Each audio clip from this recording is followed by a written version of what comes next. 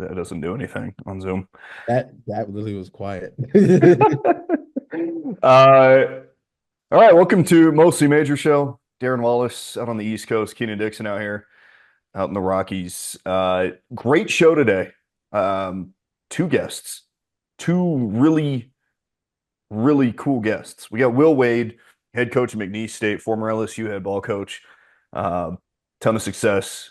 Probably has one of the best mid-major teams in the country going into this season. We'll talk more about that. And William Kyle III, the transfer from South Dakota State, the kid from Nebraska playing out at UCLA now. So we'll talk to him a little bit later. Wow, we're getting rolling here. Season starts on Monday. And there's a lot of good games coming up. One of those is McNeese State against South Dakota State in Sioux Falls, basically a road game for McNeese. We'll talk to Will Wade about that, and a bunch more about their upcoming season. Is the 10th ranked mid-major team in the country right now in the College Insider poll. Yeah, it's been an interesting week for us here. Darren, do you want to say any thank yous to the New York Yankees or? All right, so I am a Yankees fan. Yes, I admittedly I haven't watched First Take. I haven't watched Colin. I know they don't even talk about baseball much, but this is like the time of the year where they talk about baseball, and like I know that I'm gonna see they're gonna replay that Bueller strikeout and the Judge error, the Volpe error, the Rizzo not charging the ball, and then Cole not covering first. I know they're gonna show all those things, and I'm just gonna get upset. So I haven't watched Sports Center, I haven't watched First Take, I haven't watched any of it. I'm probably gonna give it another like few days because the weekend's coming up. But yeah, unfortunate for the Yankees. Although I do stand on, I don't know how they made the World Series, but that's neither here nor there because the team was not great. Well, the team was weird, oddly constructed. So So, congrats. two I things. will I will concede that. Thank Congrats. you. Appreciate that. I would have done the same if the Dodgers lost. I wouldn't be bitter at all. You Just like you couldn't do do. that if it no, you don't have that same level. No, don't even you couldn't do that. Like, yeah, money aside, the team was actually built properly. They The were. Yankees were not. The So Dodgers practiced fundamentals. Um, I saw some stuff on Twitter. Obviously, last night was Halloween, and people were saying, "Be careful! Like, you never know what's going to be inside your candy. It could be a razor or poison or whatever." And other people were saying it could be the Yankees' fifth inning. okay. Careful when you get your kids candy. Yeah, check your kids' candy bags. Also, did you see that the Dodgers flew home on the Patriots team plane? I don't know if you saw that. I saw it. Is there any reason why that happened? No, but people are speculating, including myself on the internet. I have a tweet that kind of blew up a little bit, but they're speculating that it was, the New York Boston rivalry, like Boston saying, screw you, New York. But that's not how it works. They have to make these plans days in advance. So it's just kind of how it came up on the plane leasing schedule. Another one of your monthly viral tweets. It You're just good. happens. You're good for a tweet with like at some good traction. At least one, you get at least one off a month. That it helps. It's either planes or animals. That's really what it is. So yeah, that's I'm sorry about your Yankees inability to cover first base and throw to third base and such. Um, but someone had to win, and I'm not gonna apologize for being a fan of the champions. So Hey, it's just it's Sunday, how it Sunday. works. Yeah, game is game. Well, fair play. Parades today. We will be watching that. You should watch that too. I think it'll be on ESPN. You're out of your mind if you think I'm gonna It's watch. like the Stefan Diggs standing there watching the AFC Championship trophy celebration. You're out of your mind. And Okay, speaking of Los Angeles winning, LA won every game during the sports equinox over the weekend. And last weekend, USC played Gonzaga in a scrimmage and beat Gonzaga in hoops. Gonzaga is technically a mid-major, so you gonna know, be. step down from USC, but they're Well, also no, undefeated. aren't they officially Big 12 or is that not yet? Not yet. I don't even Okay. know if that's happening. Oh, because is it not set? And so, because like once I heard the news, I was like, okay, so we can stop pretending that Gonzaga is a mid-major. I Well, I mean, think they've been in talks about the Big East as well, like all summer. So, the Big East, Gonzaga in the Big East is like I mean, the natural rivalry of Gonzaga and Creighton is just obvious. so much that we need to like stamp the utter woke nonsense guy on that. Like that's just we're too far gone as a society if we were to let Gonzaga join the Big East. That isn't what Jim Boeheim intended No, that isn't or John Thompson. That's not what they envisioned. Yep. Yeah. that utter woke It, nonsense. Gonzaga in the Big East, get out of my face. All right. So hoop starts next week. Yes, finally. What a time. I, College hoop. again, the election has been just controlling the news cycle, and I just want to pull my hair out Well, because not it's if you're John insane. Rothstein. What That's dominates true. the cycle is secret scrimmage scores. Secret scrimmage scores have been firing me up. I And if you wonder had if he even knows who's running for president. I, I doubt it. You think he votes? He thinks it's Will Wade and Hendo. We'll find out on Monday. Man, that's going to be such a good game. There's a I lot can't- of good games in that field of 68 opening day yeah. showcase. SIU, it's not Edwardsville, it's Southern Illinois, but yeah. SIU has been like I became hip to them because they kind of became a cash cow for me in like so remember in 2021 so like Yeah. that season teams were doing the what was the revert the mirror scheduling where like Yes. basically you play a team the same team you know back to back or like not You didn't necessarily have to travel a bunch. It was like, yeah it was you, less travel and yeah. less different bodies being in the same rooms and stuff. And SIU that year, oh my God, they were like, when I say covering machines, like, I don't know if you remember Gardner Webb and the run they went on. I think Yeah. all that year, their only rival was Southern Illinois. I don't know what their final record against the spread was, but I can tell you that even when I was not fully unemployed, I was looking for work, but I was COVID swabbing people. That was how I was making money. Tax dollars. I was also making money on SIU basketball. Fair. That's a fair investment. Well, SIU hosted Oklahoma State last year and beat them. But 2 years ago, they went on the road to Oklahoma State and beat them. I Yeah, don't know who at Oklahoma State was scheduling those games, but that's interesting.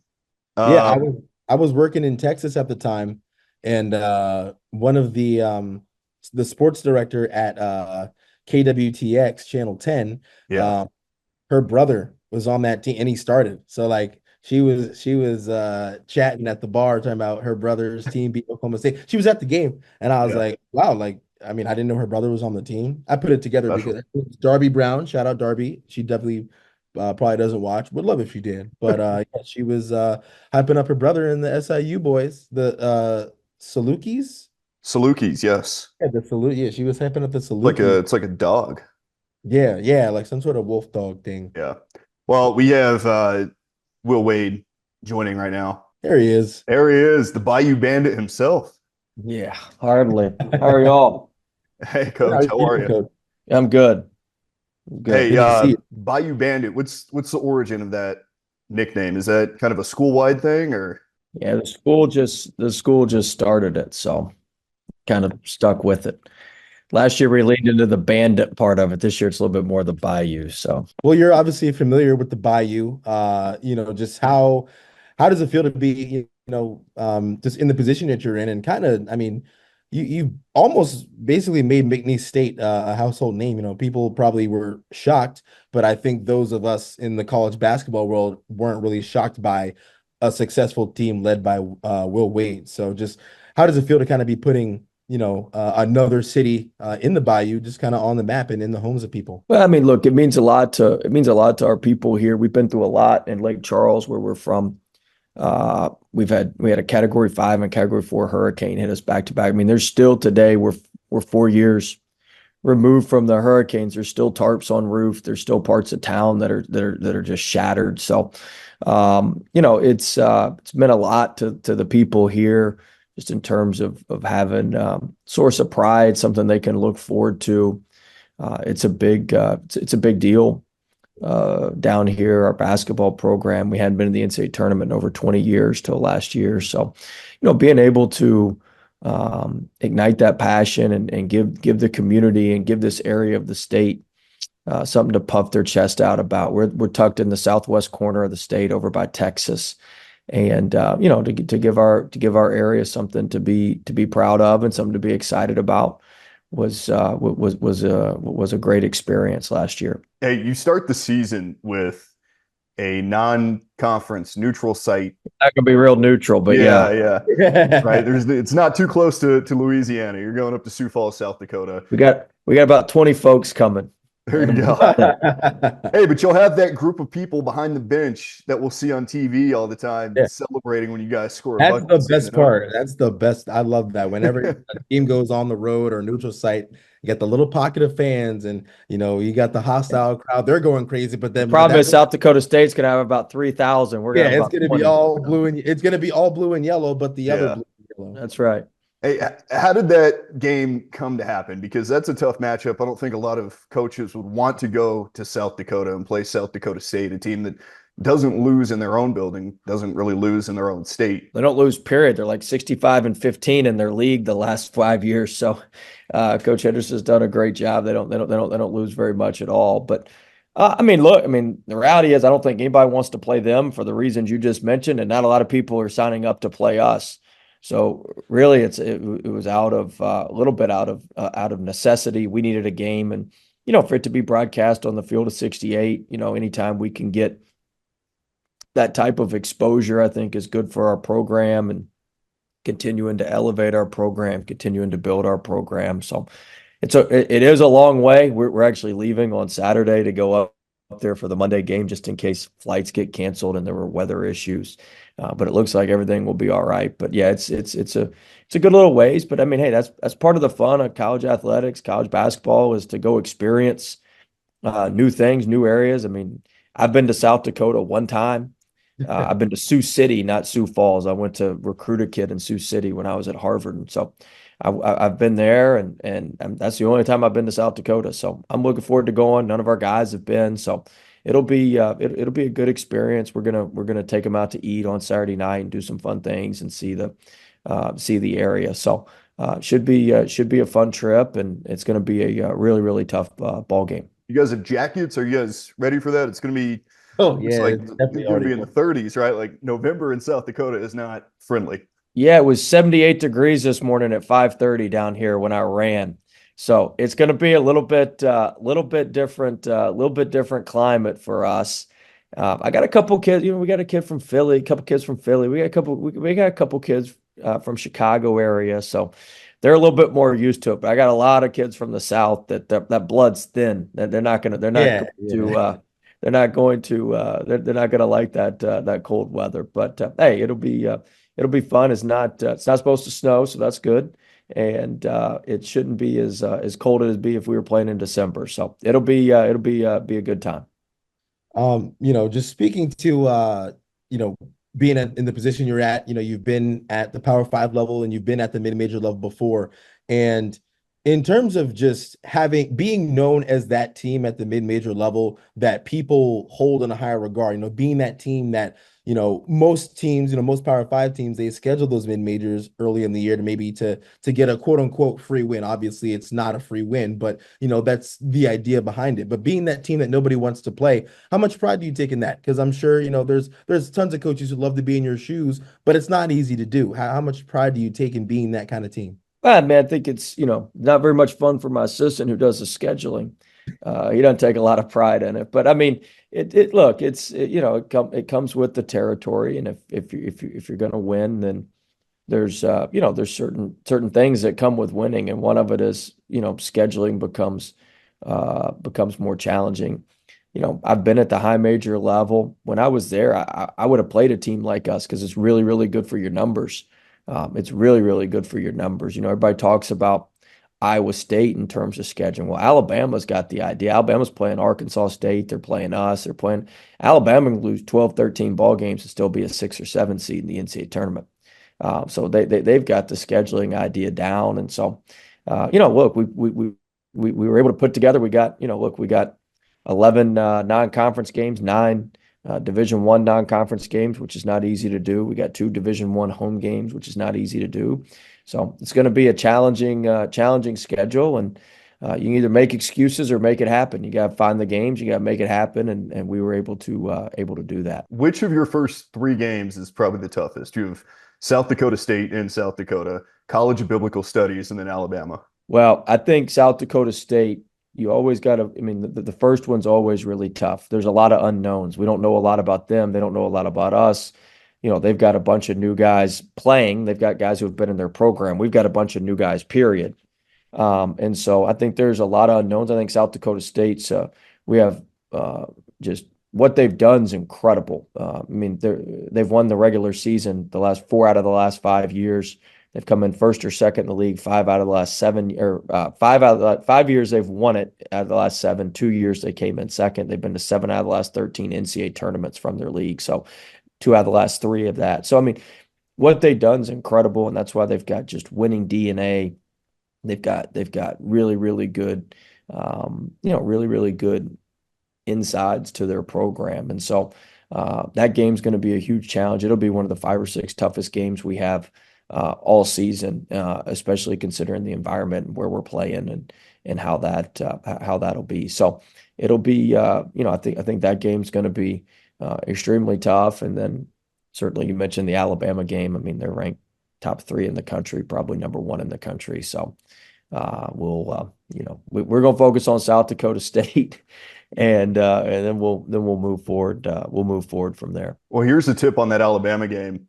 2 years ago in the Summit League semifinals, North Dakota State beat South Dakota State. Now, Grant Nelson, who's at Alabama, as you're familiar with, was on that North Dakota State team. He had 22 rebounds and 20 points in that game. So, just piece of advice: just don't let him get any rebounds. Yeah, box him out. That, and if I had somebody that could get 22 and 20 on South Dakota State, we'd make it win. There you go. Coach, I'm just curious, with the state of college basketball, just to talk maybe a little bit more off court, getting kids to come to McNeese State, I feel like is maybe something people don't appreciate as much as they should. Like I said, you've been at the Power 5 level, but you've also have experience, at VCU, at Harvard, things like that. And I'm sure you can maybe speak to maybe the volatility of, recruitment. And I mean, you've been able to bring in kids with, talent, with a lot of talent, and getting them to come to McNeese State, which I'm sure a lot of kids maybe might not have even ever heard of before, but you're bringing all those kind of kids in. And considering the state of NIL and the transfer portal and how much movement there is, I mean, what can you say about how you've maybe had to adapt, and maybe just how you've had to grow as not only a coach but as a recruiter to build something where you are, and like I said, turn McNeese State into that mid-major team that people just are honestly maybe even scared of a little bit. They don't want to play. I don't know if they're scared, but look, the first thing is you got to keep the good players you have. Everybody gets excited about the portal and getting guys out of the portal. Like, there's a lot of lemons in the portal too. There's a reason they're in there. So you got to be able to sift through that thing and get the right, and make sure that you get the right guys. Like South Dakota State, the Clough kid they got from Washington State, incredible fit for what they do. I mean, he went to the right place and they picked the right guy. And so, everybody gets caught up in the portal. Well, there's a lot of bad things in the portal too. So the good guys that you got, you want to keep. Like, we kept all of our main guys. We had 8 guys in the rotation last year. We kept 5 of them. The other 3 were out of eligibility and are playing professionally overseas right now. So we kept our main guys. So I think a lot of it's, you want to retain the best guys you can retain, and then find the people that, that fit what you're doing. from a numeric standpoint in the portal. And a lot of it, look, NIL and all that stuff is still out there. But a lot of it's still relationships. I mean, the people, you can have all the money in the world. If the people don't trust you, they're not going to send you their kid, whether that be an agent, whether that be a parent, whether that be a coach, whoever it may be. If they don't trust you, you're not getting them. So it doesn't matter how much money you have or how little money you have. And so I think a lot of what we've been able to do here is the relationships my staff has. They've done a great job and have really strong relationships with people who are around all the guys that we have on our roster. And then certainly we've had success with some transfers. We had the kid Eason, Tari Eason at LSU, and he transferred in from Cincinnati and was one and done and was 17th pick in the draft. So we've had some success with those guys, and we've had some success, in the portal, and guys want to come to that. Plus, we won, so it helps when you're winning. Yeah. We're no longer Yeah, selling a dream or a vision. The first year we had to sell just a dream that we were going to pull this off somehow. And now that we pulled it off and won a few games last year, people are a little more. Their ears perk up a little bit more. They'll listen a little bit more intently. Yeah, 30 wins when Yeah, 30 wins calls you on the phone. It means a little bit more. What did it mean to hit that 30 win mark? I mean, that's incredible. Not many teams can do that. We just took them one at a time. At the end, you want 31 because you want to win an NCAA tournament game. But I mean, 30 wins is a huge accomplishment, especially at this level where we had to play 3 bye games. We won 3 bye games last year, which I'd coached my whole career and not win 3 bye games total. And we won 3 of them in 1 year. So my assistants won. I mean, Coach Chambers and Coach Hamilton did a great job. They won 1 each, and I won 1. So we kind of we spread it out between all of us while I was on my sabbatical from the NCAA. But it was really cool, and to when you just keep piling them up, it's pretty cool to see your name mentioned on the most wins and on ESPN, and just really good exposure for our players and for our university. You mentioned Tari Eason as maybe, probably the latest guy to, come out of a program led by you to, go pro, get drafted. I'm a Jersey guy, and I just wanted to ask you personally, Nas, Yeah. Keenan, being a West Coast LA guy, likes to make fun of, the East Coast Jersey guys. But I try to tell him that players from New Jersey are different. And I mean, you see the success Nas is having in the NBA. You saw what he was able to do at LSU. Can you speak a little bit, just as a recruiter, as a coach? Is there any validity to maybe the East Coast, West Coast rivalry? Are the stereotypes about the East Coast guys true? Are the stereotypes about the West Coast guys true? Where do you lean on that, on that assessment? Nas is a special player. He's one of those guys, when you get him, all you have to do is not screw him up. And he's a really, really special player. But I've coached really good players from the West Coast, from the East Coast. I think a lot of that stuff is people see what they want to see.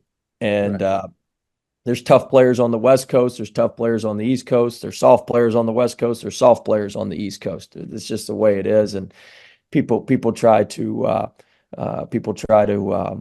put their own narratives around all of that. But we certainly loved coaching Nas. Still talk to him. Was talking to him a couple of weeks ago, right before the season started, and really, really proud of what he's done. And he's overcome a lot in life. He's overcome a lot in basketball to put himself in this position, and certainly very excited to follow him this season. One more just to go off of that. I know a lot of coaches aren't fans of maybe not going up strong, and he's Big Jelly, of course. Were you anti Big Jelly, or were you trying to change his game? Like, where did you lean on that?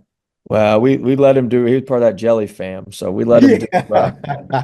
We let him do what he did. So he's one of those guys. He can go up there and finesse it and still punch it in there a little bit. Hey, Coach, last one for me. Are we going to see the cowboy hat on the sidelines this season? No cowboy hat on the sideline. If you come to a home game, our sports information director who set this up, Matt Bonnet, he wears the hat and has the whole thing and gets the crowd fired up before the game. It's pretty it's pretty cool. So he goes out at half court and it's kind of the master of ceremonies. So he wears the hat during the season.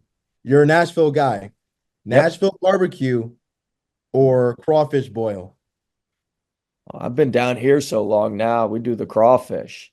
Ah, you're I've a been down. converted man. We've been down here now. This is 7 years, 8 years in Louisiana. So I haven't lived in Tennessee in a long time. My parents still live up there, but I haven't lived in Tennessee in a long time. So yeah, we're full on Cajun now. We do the bulled shrimp, all that. So the crawfish etouffee, all that good stuff. That's why I put on all this weight. Hey, you look great, coach. Nah. That's Yeah. why you're out there You running can't at outrun a 5:30 and bad 70 diet. You can degrees. learn that down here. Well, Coach, thanks so much for the time. We appreciate it. Wish you the best of luck. Obviously, the season starts in a couple days here, so we're excited to watch it. I'm sure you're excited to get out there and play against some other teams, not in secret scrimmages. Yep, we're excited to get rolling, and hopefully we can put together a special season. And I appreciate you guys having me on.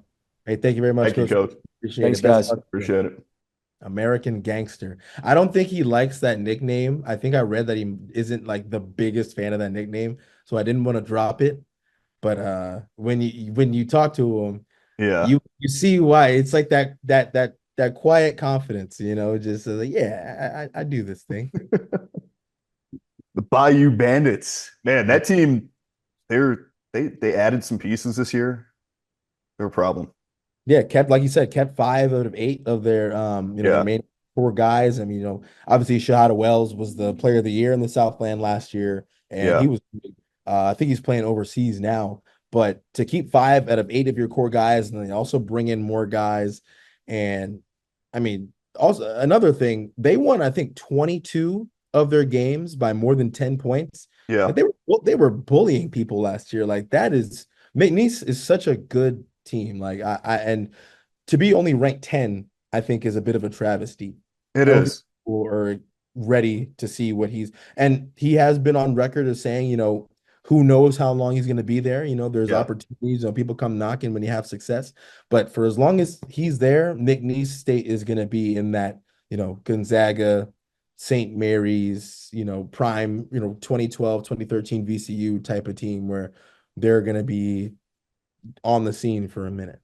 Yeah. If he stays there, because he can get recruits, and especially those Southern boys, like get some of those guys down there, get some guys from Philly if he can. Like there's obviously Hoopers out east, right? If you can pull those guys down to the Bayou and give them some air conditioning, like they'll be okay. 78 degrees at 5:30 in the morning is unreal. Bro, that's nasty. I couldn't That imagine sounds playing high awful. school football there and like before they like nationally banned two-a-days. I couldn't do. I hated two-a-days enough as it was. Right. But down in the South, yeah, good night. Yeah. No, that's different. Different beast. I mean, Stephen F. Austin is a second team in the preseason poll in the Southland Conference. So let me put it this way. McNeese got 21 first place votes, 242 total votes in the Southland. McNeese, Stephen F. Austin was second with 208 votes, no first place votes. And then Nichols was kind of interesting. They got 3 first place votes and 205 votes total. So it was kind of close there between Nichols and SFA, but there's nobody in that conference that can compete with them. Yeah. And, the way that it's set up, the way that the teams go and play each other, like, look, if you're going to win 3 bye games last year, those are games that other teams are paying you to come play, and you beat them on the Go road. there, Yeah. And I'm sure that Alabama game is in the mix as one of them. He didn't explicitly say, but I'm sure it is one. If they get a win there, Yeah, I don't they're in the I'm top 25. yeah, I think I said it before, but I really am intrigued to see what Vegas thinks of that matchup because I think Yeah. it could be, I think it'll be one of those games where maybe you'll be shocked no matter what the line is because it's either going to be, maybe shorter than most people would expect, where maybe you're thinking, oh, Alabama, McNeese State, that's got to be what, a 16.5 point spread, maybe and sometimes north of 25 points most years before Will Wade gets there. But then you see it this year, and what if it's 8.5? What if it's Yeah. 7.5? And people are like, who is McNeese to be, 7.5 point dogs. But then when Why are you they, on the right, road at Bama? That's a tough place to play right, too. That was a team that was in the Final Four. Like, yeah, right, and number two in the country. But then when you really dig deep and look at the numbers, you're like, oh, okay, now it makes sense. Like that's yeah. a really, really good basketball team. Hey, I want to talk about this Sun Belt bracket. I know you saw it. I saw it. My reaction was, what on earth? And I know the WCC does this, but they I don't was gonna have as say, many teams. yeah. So it The looks Sun even Belt has 14 teams. That's 7 straight days if you're the 11th or worse seed that you have to win to win a conference title. it does emphasize the weight of the regular season, which I'm a Yeah. fan. Like, if you can't, I want to say reward, but rather, you shouldn't punish teams for being good, for going out on a, night to night basis. Every team, you're playing your weekday game and then you get your weekend game. And you can't punish those teams that are going out on a weekday and then on a weekend and performing well. So I personally I don't mind it, but it makes it so much more fun when that team that's been playing the 6 games in 6 days, 5 games in 5 days, and they're Yeah. still your legs are battered. I mean, I couldn't imagine Oh my playing gosh. 5 straight days of a Division 1 college basketball game. Especially if you're that guy on your team that needs to play 39 and a half minutes a Oh night. my God, yeah, those guys that play like Oh. how like you're got to be just dogged, right? But they But just keep turning up. so I understand from the Sun Belt's perspective that you want to protect your best teams. So by doing so, you make them play a maximum of 2 games. The top two seeds would play. You're automatically in the semifinals, but you do have to wait a week before you play. So there's a little bit of rest versus rust. It's almost like baseball with the wild card situation and going to play in the AL or NLDS. Like a lot of those teams that play in the NLDS that won in the wild card go on and win to advance to the NLCS because they didn't have that rest. They just kept playing. So I Yeah, don't know. That'll be interesting. If one yeah, team it'll be rattles off 3 straight, that could be a dangerous squad. yeah, like it's I flip-flop between whether or not I believe in momentum or not, because I think momentum is one of those things where when people can't necessarily when you can't empirically quantify what you're seeing on like the screen or what you're watching in a game, you just say, oh, That's a big so the word. team but people just say, oh, they just have all the momentum. Yeah. But like, I mean, we've seen it plenty of times, a 10-0, just because the team goes on a 10-0 run doesn't mean they're going to win the game. Yeah. Basketball is a game of runs. So, is it momentum or is it just basketball? True. Uh, this just came out. Some of the best names in Division 1 college basketball. Um, I so Kansas City, we're gonna have Marvin Menzies on here in the next couple of weeks. The number 22 team in the mid-major poll, picked first in the Summit League. He's built that program up, and he's a guy named Gob Gob on the team. That's a special name. There's some awesome names on this list. Supreme Yeah. Cook, Oregon, Always Right, Rhode Island, Tennessee Rainwater. Tennessee Rainwater is awesome. I love that name. Is there some sort of a lore behind Tennessee Rain? Because isn't there a song by a guy from Tennessee called Rain is a Good Thing, right? Some country Sing it song. for me. I don't know. Oh, I won't be singing for you. But let's move on. It's Churchill Bounds who plays at Wagner. Uh It's a crime he's not playing at Louisville. Yeah, that's a name. just send him to Arkansas. That's the next best thing. I'm a fan of Jizzle James. Jizzle James. It's I wonder how many of these are nicknames and how many of them are real. Because Right, like Tank Dell.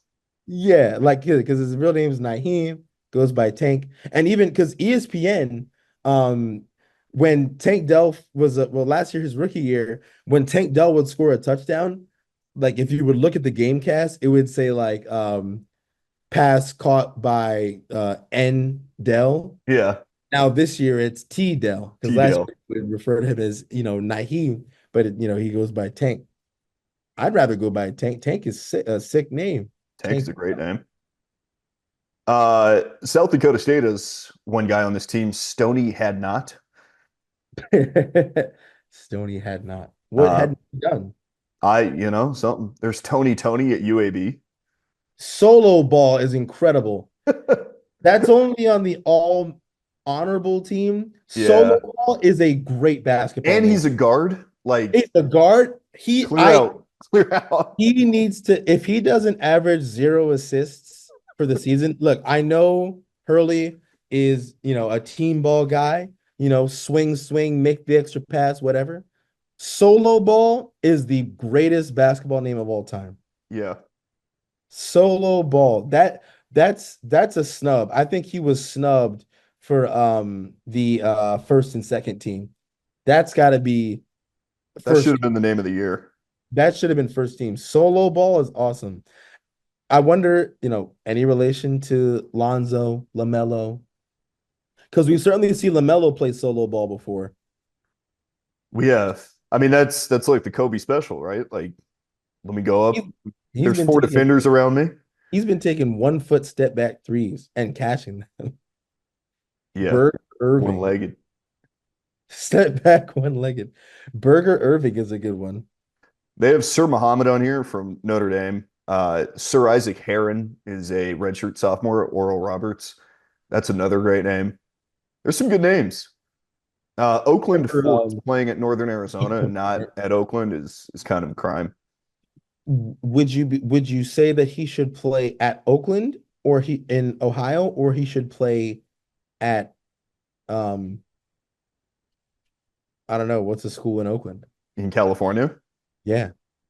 probably the closest would be Cal. I was thinking Cal, but I wasn't sure how close they are. Yeah.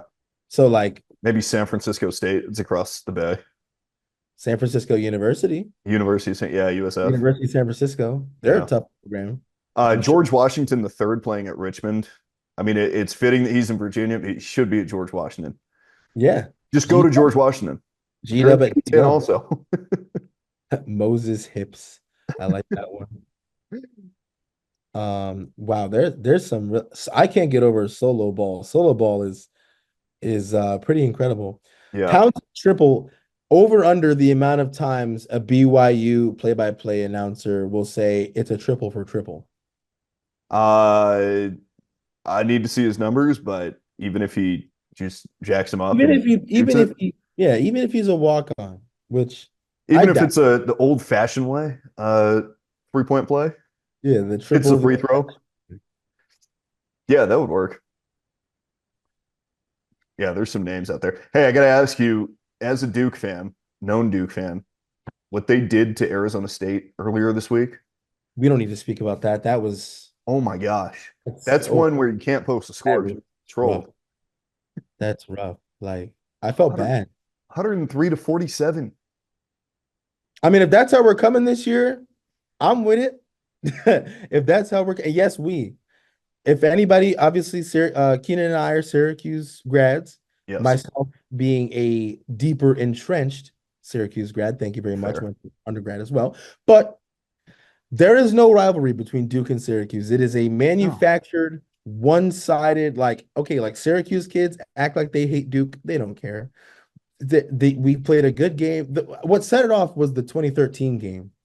The 2013 game set it off. I don't know which we to say, but I think Syracuse we won, and it sparked like Duke sucks, we hate Duke, Duck Fook, whatever. Like, Yeah. but like Duke doesn't care about us. I'm pretty sure since joining the ACC, we've beaten Duke. We as in Syracuse for this, we have beaten us. What, maybe 4 times, but I think the other one of them was a Zion Williamson shoe, right? No, we didn't. That wasn't that. Zion got hurt. That was, I think, a 2019. Yeah, but I think that was a UNC game. I don't think because he got injured and he didn't play against Syracuse. You're right. Yeah. It was prior to playing Syracuse. But then they came in without Zion and whooped us. right. And then the buzzer beater from half court at Syracuse, Oh, the Gillen. 2017. Yeah. Yeah, the Gillen. That was a regular. It was like a deep three. It wasn't quite half court, but it was tough though. It's John always Gillen. half court when it's a buzzer beater, though. True. Shout out John Gillen, man. That night was great. The vibes were great. That game was great. I really loved that Syracuse team was very interesting. I think I think we missed, yeah, we missed the tournament that year, but that team definitely provided some just really one-off great moments. Like I can appreciate what Syracuse provided for me while I was there. Since then, they haven't given me anything, but while They've I was, asked for donations, obviously. yeah, and I just, That's a college special. yeah, and then I moved that to the trash bin. Yes, of course. Yeah, yeah. Look, maybe if I can get some work with if CBS, wink Yeah. wink, ESPN, wink wink, wants to, hire your boy, maybe then I'll have some schmeckles to donate. But hey, I'm still unemployed. Hey, we need a sponsor for this show. Can someone come on, pony up? Please. This is the We got best Will, college we got basketball Will show you'll Wade, we ever got find. Will Kyle. It's the Will Show. Should we call this episode the Will Show? That's absolutely what it is. Will Wade, Will Kyle.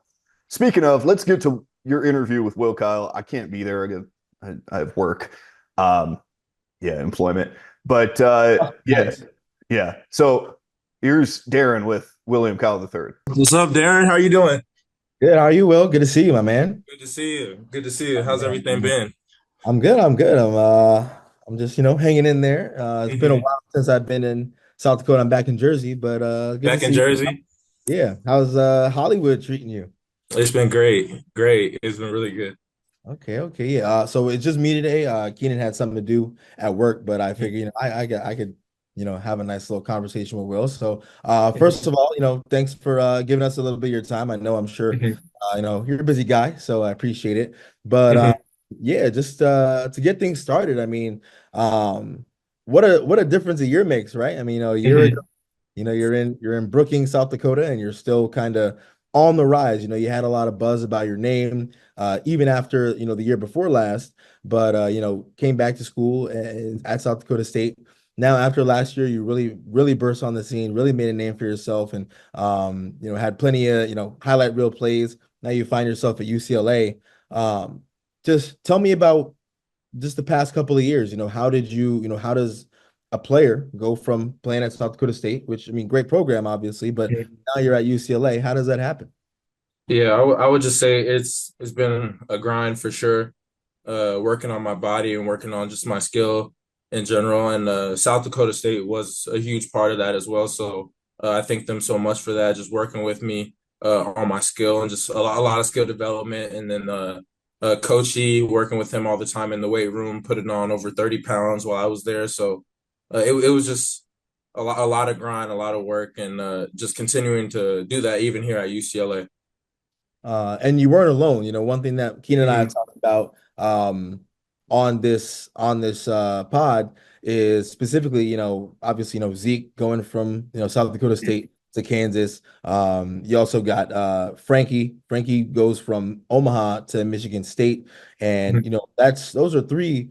You guys were the top dogs. Three of the top dogs in the Summit League a year ago, and now with the landscape of college basketball, it's like if you have a good year mid-major, the Power Fives come calling. So would Yeah. you, what was I mean, did you have to put yourself out there? Did teams kind of reach out to you? How did that process go? Like when I actually entered the portal. Yeah, yeah. Uh, yeah, when I entered the portal, I had no idea I mean, I obviously knew there'd be buzz around my name, just because of like the year we had and kind of like the accomplishments I had over the year. Um, but I'd be a lie to say I expected it to be how it was. Had over 50 schools reach out. It was truly a blessing, just to have that many schools want me to come to their school. And obviously, I ended up at UCLA. I feel like it's a great fit, and I've been loving it here, and just been continuing to work really hard. But to answer your question, it was a very short but like long process, if that makes sense. sense because everything is just like super quick, super quick. It's a lot different from coming out of high school. I have time to maybe get to know coaches, maybe see different things. But when I entered the portal, I started to realize really quick it was going to be like a really quick thing that had to be done. And what would you say? Um, what was the edge that UCLA had over, Mhm.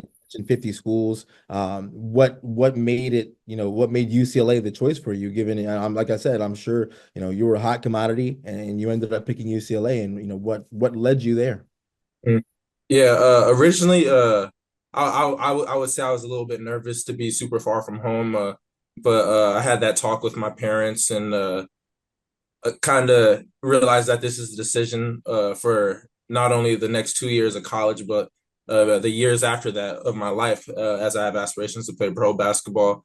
But what stood out with UCLA is I feel like from the moment I got on a call with all the coaching staff, Coach Cronin and everybody, I feel like they absolutely knocked it out the ballpark, just showing a lot of film. And I feel like just because I'm a very visual person, so seeing them show film of their big, who was a Dembone at the time, and kind of seeing how they utilize him in their offense, that was a big thing for me, and just getting to know Coach Cronin as well, and seeing that like the type of coach that he is, and he says he's gonna make us get better, and like just hearing him say that, I was like, yeah, this is definitely a coach I could see myself under. And he's done exactly that. He holds us accountable every day at practice, and we go hard, and he expects nothing less. Right. Um, just thinking about, have you ever had that moment, with maybe Zeke or Frankie at all since you guys have left? I know obviously you and Frankie, did you go to the same high school or just the same town? Yeah. So with Frankie, I've known Frankie since we were in the first grade. Mm. So like we've known each other our whole life. We played basketball, just like for fun growing up. We played like when we were in first grade, and then in high schools when we started playing together again. When I really started taking it serious. But yeah, I've always known Frankie, and we've always been super close. Yeah. So just now that you've kind of had that moment, I mean, just a couple of guys from Nebraska that end up making it to Power Five. I mean, you didn't not like you started low. I mean, Mhm. the Summit League and you specifically being able to go to South Dakota State, who, considered one of the best mid majors in the country for so long. And now Mhm. I mean, you're at UCLA, you're talking about Mhm. Bill Walton would always say the Conference of Mhm. Champions and Yeah. UCLA. And now Frankie Fitt is with Tom Izzo, who's one of the all-time most respected, revered coaches, Michigan State, a historic program. Have you guys ever maybe had like a moment to maybe, I guess, appreciate a little bit where you've come from and just the journey that it took to get there? Yeah. I would definitely say we have for sure, and I know like we talk and like we're just super proud of each other because like we both came from the summer league, and so we kind of like were those kids out of high school that maybe weren't there at the time, but I mean now we're here, and it's just amazing, and wish him the best of luck until he comes down here to Poly Pavilion, but super proud of him, and super happy for him as well, and yeah, we definitely have talked about that and just how much of a blessing it is for us to be able to play basketball at the highest level. Right. You also mentioned, something that you had to think about, something you had to consider before you transferred was how far away you'd be from home. Obviously, Mhm. your family is a big part of your basketball career, a big part of your life. And then just, me personally, I would every time I looked up at the sideline, I would see your family right there, right behind the bench. Mhm. They didn't miss a game. They were there with you every step of the way. So, in terms of being in California, what would you say has maybe been the biggest adjustment, maybe off the court, being a little bit farther away from home, maybe somewhere, I don't know how often you've been to California before. I definitely would assume that it hasn't been for maybe this long of a stretch. So, Yeah. what would you say so far has been the biggest adjustment you've had to make, not just on the basketball court, but just, your lifestyle and how things move in California? Because I'm sure it's different than South Dakota and Nebraska. Yeah, I would definitely say that when I first got here, like I was really, really nervous because like I was a bit overwhelmed by how big like the city was and like everything around me. I feel like when I first got here, to me, it felt like there was a lot going on, just like the traffic, the cars, like just seeing that many people compared to coming from Brookings, where it's just quiet. You just the team in the summers. It's just the team working out, and nobody else is there because it's a small town and it's a college town. So college is out, nobody's there.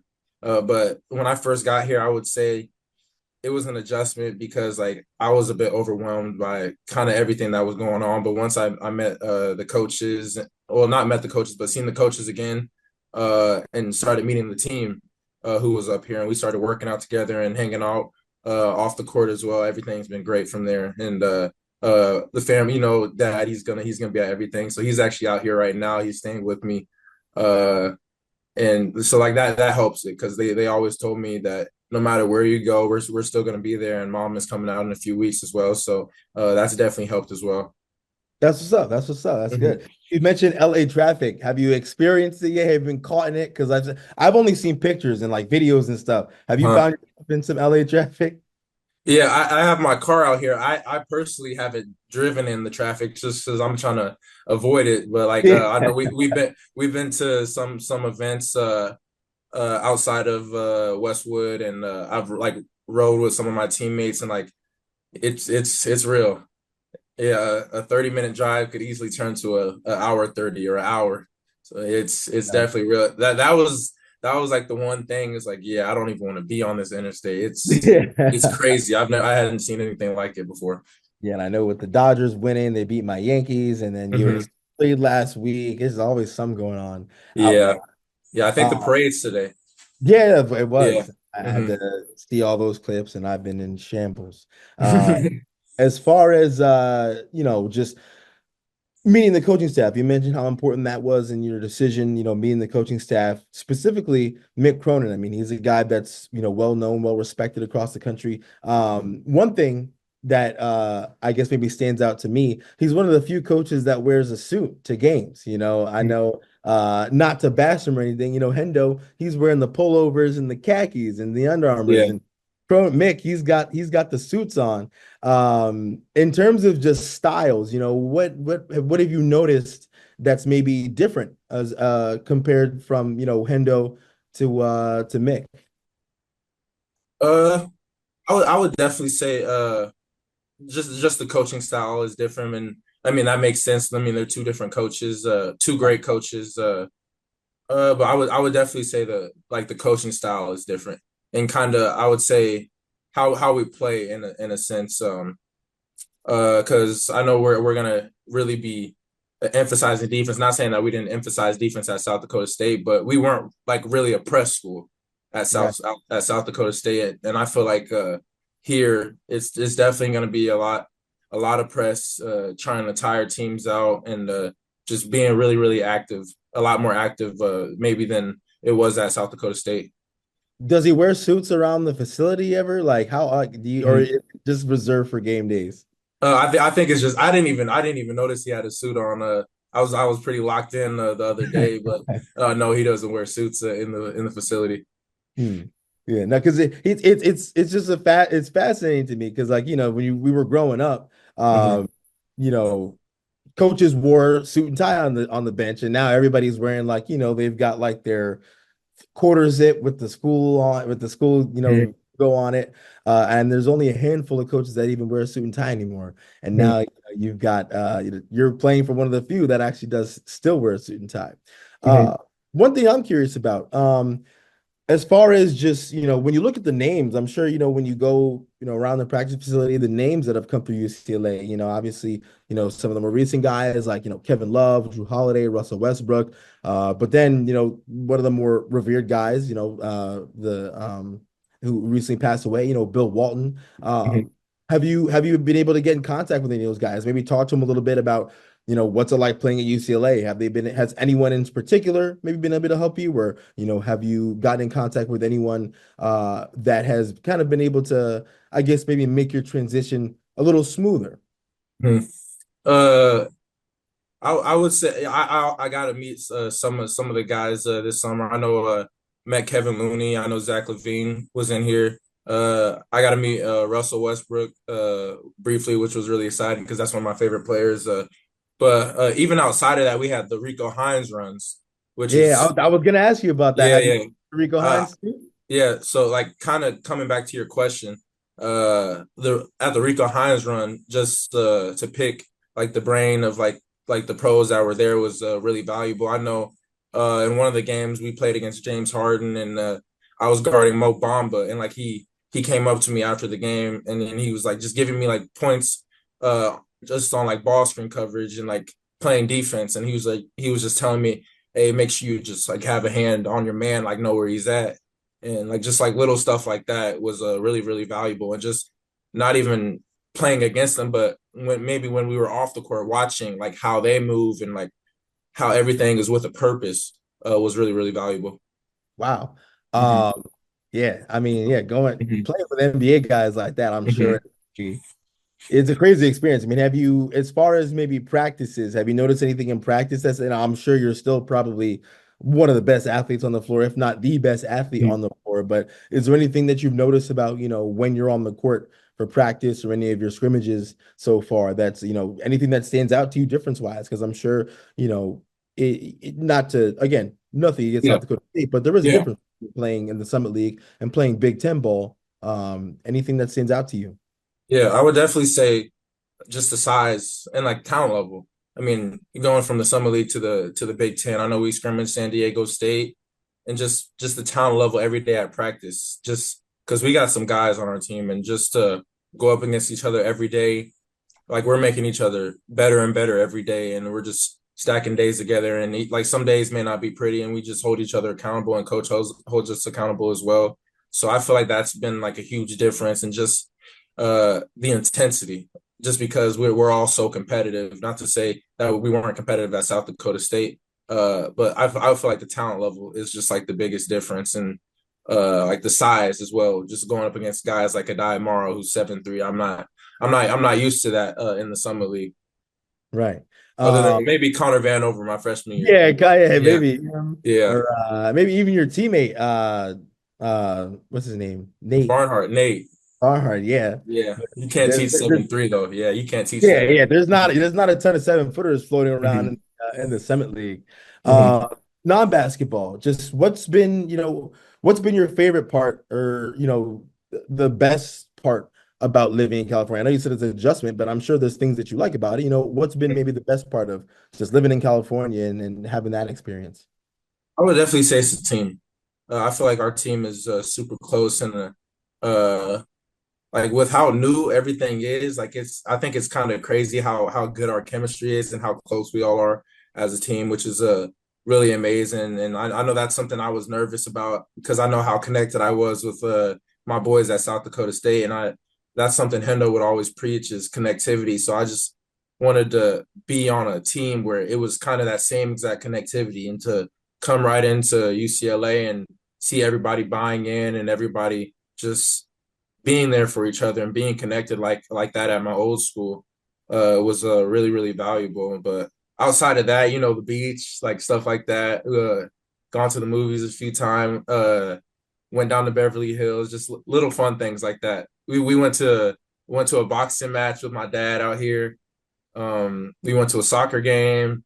Been to some volleyball games here for our team. So it's just it's been there's a lot to do. Soccer matches. It's really really fun. Yeah. Any big celebrities you've seen just out and about? I'm sure, there's got to be just a bunch of movie stars, actors, actresses, rappers, singers, whatever, just Mhm. walking around LA. Um, I can't. I mean, I think some of the biggest stars I met were at Rico. Honestly, like just some of the athletes like James Harden, John Right. Walls, and like they've come through the gym and practice here. So I feel like those were kind of some of the biggest guys that I met so far. Okay. What's favorite food you tried since you moved out there? Um, Favorite food. I would actually say we actually got Mario's, which is one of the companies that cater for us. They make amazing steak. Amazing steak. I really like their steak. So I would say that's one of my favorite foods that I've had out here. Okay. Outside of just, Mhm. the individual players, the coaches at South Dakota State, is there anything in particular that maybe you'll think that you'll miss a little bit as you begin this journey? Not to make you sentimental or anything, but what do you think you're gonna miss just about being in Brookings? Because it'll be a new experience for you. So, it'll be that's another part of the adjustment is, just how things used to be versus how things are now. So what do you think you'll miss maybe the most? I think the main thing that I'll miss and I still miss is just the people. The people were amazing and they just truly made my experience amazing during my time at South Dakota State. And like I said, the bond I had with my teammates. I went up there and visited them this summer, which was really cool. And still keep in contact with Coach Hendo and Coach Pete, Coach Klink, all of them. So it was just amazing the relationship that I had with them, and like that'll last for a lifetime. So I feel like that's the one thing I'll miss, and the fans and the love that they showed me in my time there. All right, I'm gonna give you a scenario. All right, so Mhm. it's the NCAA tournament. You're in the Elite Eight. You're matched up with Kansas. You're Mhm. coming down the lane. Zeke matches up on the switch. He's under the rim though, and we all know your team no layups. Are you Mhm. are you given the opportunity? Are you punching on Zeke or are you showing him mercy? Of course, I'm punching on him. Would it be the I first mean, time he that do this. He wouldn't show me any mercy if he got an ISO with me on him. I know. I mean, love Zeke, and we're both competitive people. So if we get a chance to go at each other, we're for sure doing it. All right, all right. No Mhm. love lost between the former rabbits. Um, None. and then last thing that I got for you Mhm. is you mentioned how important your family is to you. And I Mhm. especially just love seeing the relationship between you and your father. It was a really emotional scene when you guys won the Summit League Mhm. tournament a year Yeah. ago. And now, that you're at this point, just how much does it mean to you, just specifically, between you and your dad? Because I know he's your number one fan. I've had the chance to talk with him a few times, just one-on-one, outside of just, being a reporter, just, man to man. And, the way he speaks of you, he's so highly, um, appreciative of not just what you've accomplished, but how hard you've worked to accomplish those things. So when you get a moment to think about just how much this means, to you and how important it is, to maybe do things to, continue to make your dad proud, just how has it maybe come full circle for you with, how much you guys have been through and now you're at there's not many higher stages than UCLA basketball. So Mhm. just how much more special is that to have your dad there with you and being a part of these moments on, like I said, one of the biggest stages in the country. Mhm. I mean, it's so special, and I mean, my dad loves me so much. He's guided my butt growing up, and I may not have understood it all the time growing up, but as I've gotten older, like there's like little aha moments, and I'm like, yep, that's what dad was talking about. Parents know best, and it just means so much to me to have my dad out here right now. I know I've been waiting for him to come out, and just for us to spend time together every day. Finna go home and see him today, and we might get dinner later on. But I mean, it's absolutely amazing. I love my dad so much, and like you said, we had that emotional moment. And I feel like that picture and just like that scene that just shows the relationship that I have with my dad, and love him so much. And I mean, he's always there for me. He's not missing anything, and that's how he's been my whole life. He has videos he has videos going back to preschool, and that I could still access if I go home and hook up to my computer. So just the relationship I have with my dad, I can't even put into words, and it's just amazing, and just my whole family, just the support system I have is an absolute blessing, and I thank God every day for it.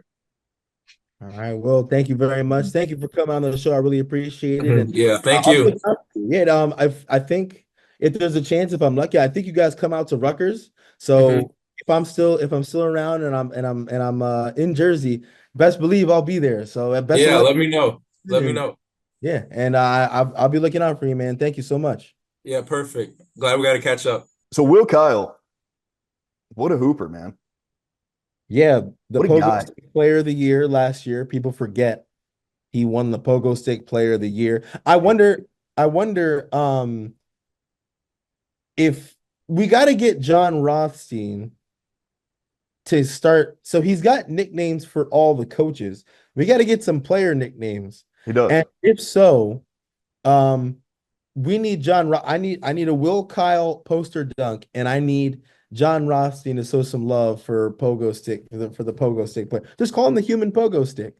Uh, he has a 40-inch vert, and he's like 6'8". He Dude, goes.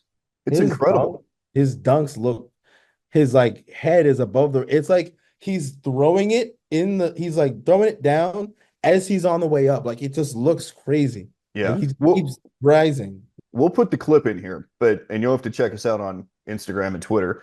Mostly Major Show on Twitter, Mostly Major on Instagram. Actually the other way around. Anyway, you'll find it. But he had this clip from the Summit League tournament last year, and I think they were playing Oral Roberts in the Yes, second I know round, exactly what you're talking about. and he gets it top of the key, takes like two dribbles, right?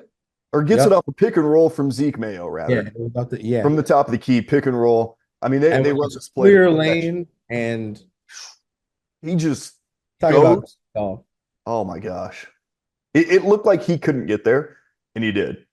Didn't he have did he have a putback or just another I think he crazy? did. I don't, I think he had a putback that he was never like, lays up, so it's always a dunk. yeah, It's always with yeah, violence.